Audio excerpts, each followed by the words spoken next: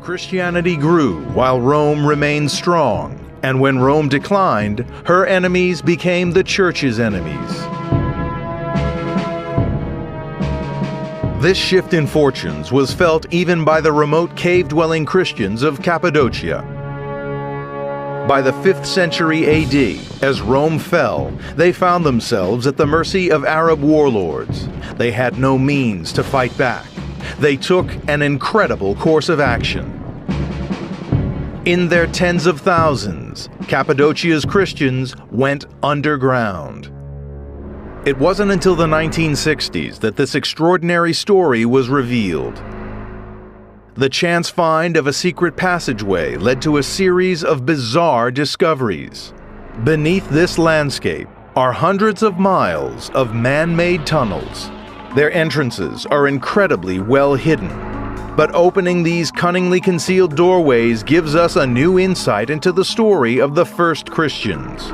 Investigations have revealed that the tunnels formed self-contained settlements with all the features of a sophisticated society.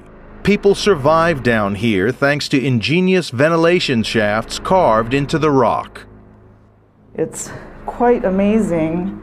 If you stand here, you feel a breeze, and we are several meters underneath ground level. In fact, they reach the water table, so these function both as ventilation shafts and as wells to pump water from down below.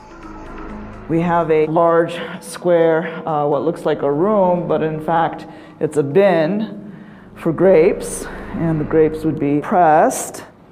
And so wine, the liquid from pressing, would come through here and then be deposited in this rock-cut space here. Life underground cannot have been easy. It's hard to imagine how these people survived without seeing the sun. They didn't have a sense of day and night down there, and I think that must have created some very strange psychology in people. They were clearly desperate. They secured the entrances to these complexes with heavy, wheel-like doors. Some remain sealed to this day. And 2 stories down, there's hard proof of what drove them here. This is what looks like an altar. We don't really know why this is here in the middle. The altar usually is in the apse. 2 apses side by side. That's how we know that it's a church.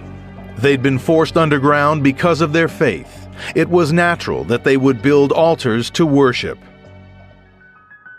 40 settlements like this have been discovered.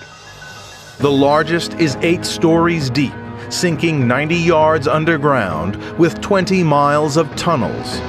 It's believed that up to 20,000 people could hide in this one complex alone.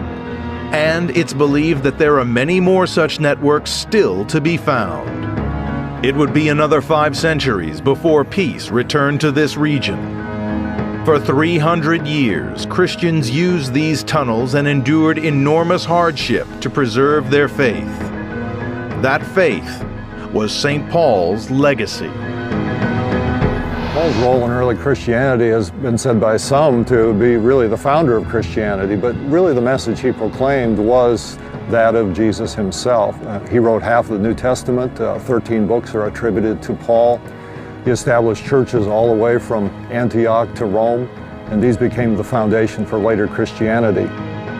St. Paul spent a lifetime traveling through the cities of the ancient world. He challenged the might of the Roman Empire.